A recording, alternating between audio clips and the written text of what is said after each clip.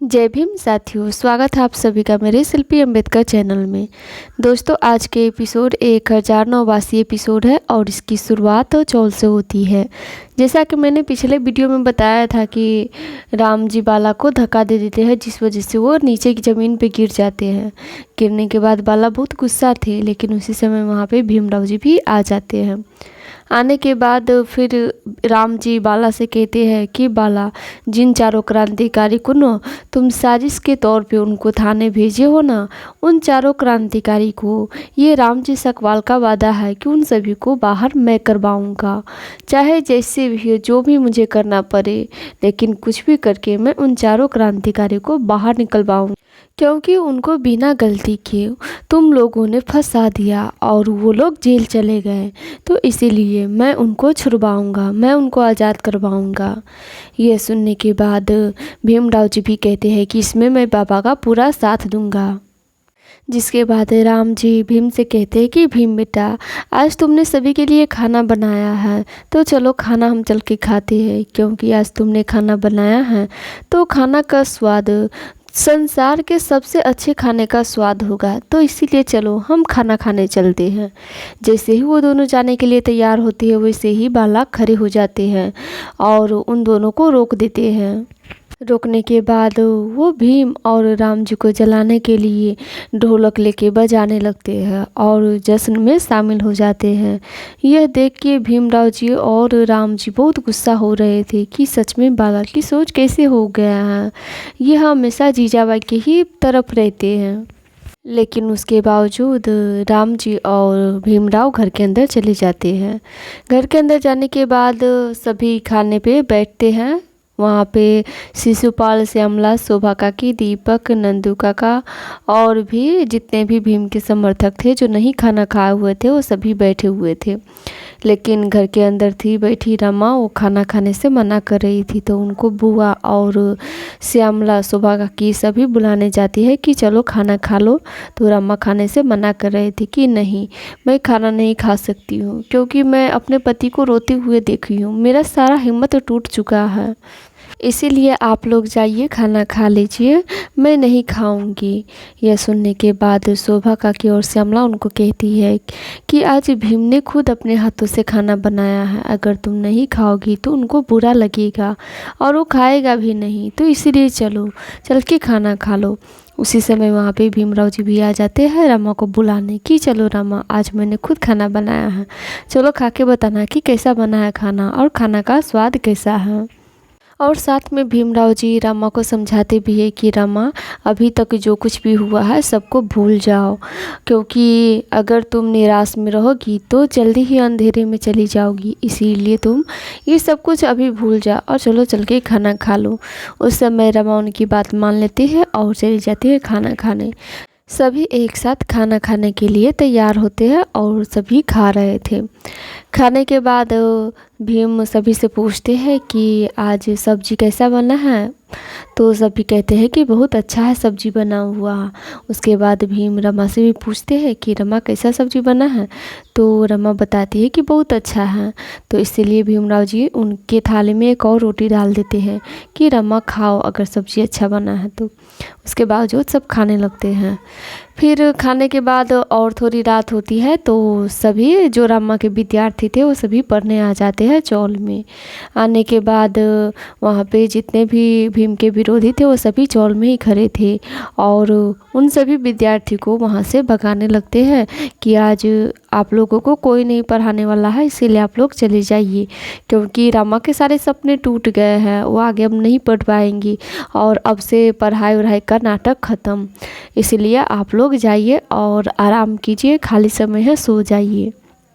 यहीं घर के अंदर भी रमा उन सभी को पढ़ाने से मना कर देती है। तो यह सुनने के बाद सभी बहुत हैरान होते हैं।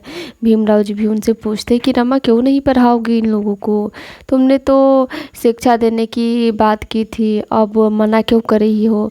तो रमा कहती है कि मुझसे अभी बात मत कीजिए, क्योंकि मेरा बात करने का भी मन नहीं है और ना कुछ करने का मन है, इसीलिए रहने दीजिए मुझे। इतना कह के रमा घर के अंदर जाती है और दरवाज़ा बंद कर लेती है। तो भीमराव जी जाके दरवाज़ा के पास रमा को समझाते हैं कि रमा क्यों नहीं पढ़ाओगी, तुम पढ़ाओ उन लोगों को, नहीं तो उन लोगों को भी सपने टूट जाएंगे। एक एक करके सभी उनको समझाने जा रहे थे, लेकिन रमा दरवाज़ा नहीं खोल रही थी।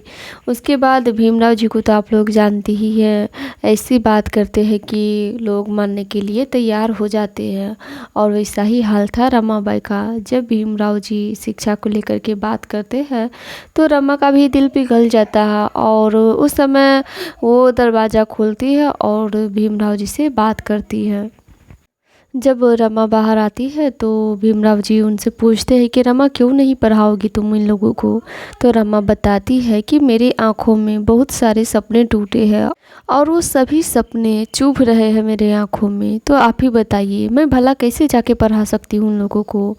यहाँ तक मैंने कितनी मेहनत की और सारे सपने जल के राख हो गए, और ऊपर से मैंने आपको रोते हुए देख लिया, तो मेरे पास कुछ भी नहीं बचा है, ना हिम्मत बची है ना सपने बचे हैं। तो भला मैं उन लोगों को कैसे जाके पढ़ा सकती हूँ।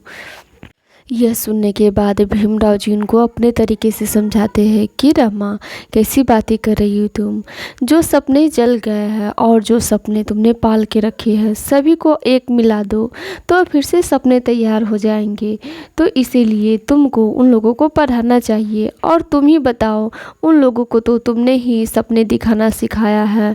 अगर आज तुम पढ़ाने नहीं जाओगी तो ये लोगों के अंदर से भी सपने ख़त्म हो जाएंगे, और अगर आज इनका विश्वास ख़त्म हो गया, शिक्षा पर से विश्वास हट गया, तो ये जीवन भर किसी के दरवाजे पे शिक्षा लेने नहीं जाएंगे और ना ही शिक्षा की बात करेंगे। तो इसीलिए तुम ही अब फैसला करो कि तुम्हें इन लोगों को पढ़ाना है या नहीं पढ़ाना है। इतना सुनने के बावजूद रमा घर के अंदर जाती है और बैठ के सोचने लगती है। यह सब सुनने के बाद राम जी भीमराव जी से कहते हैं कि भीम बेटा, रमा अभी बहुत बड़ी मुश्किल में फंसी हुई है, इसीलिए इनको सोचने दो और इनको समय थोड़ा दे दो, तो इसमें बुरा मानने वाली कोई बात नहीं है। तो भीमराव जी कहते हैं कि बाबा मैं कहाँ बुरा मान रहा हूँ, बस मुझे जो करना था वो मैंने कह दिया। अब मैं उन लोगों से जाके माफ़ी मांग लेता हूँ कि जो कुछ भी हुआ उसके लिए माफ़ कर दीजिए। जैसे ही भीमराव जी आगे जाने वाले थे वैसे ही रमा आते हैं और कहती है कि आप रुकिए, मैं जा ही रही हूँ उनको पढ़ाने, तो आप क्यों जा रहे हैं माफ़ी मांगने।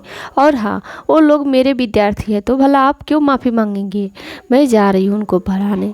ये सुनने के बाद वो सभी लोग बहुत खुश होते हैं। लेकिन वहीं पे चौल में खड़े बाला, करुणा, जीजाबाई, फुलिया काकी, ये सभी लोग इतने उन लोगों को दिमाग में भर देते हैं, इतने भर देते हैं ताकि ये सभी लोग शिक्षा के खिलाफ हो जाए। लेकिन अगर रमा समय पे नहीं जाती तो वो लोग अपने इस में कामयाब भी हो जाते। लेकिन समय रहते हुए रमा उनके पास पहुंच जाती है। वो भी उस समय पहुंचती है जब वो सभी लोग जीजाबाई जी के बात मांग के जाने लगते हैं। तो उस समय वहाँ पे रमा पहुंच जाती है, और पहुंचने के बाद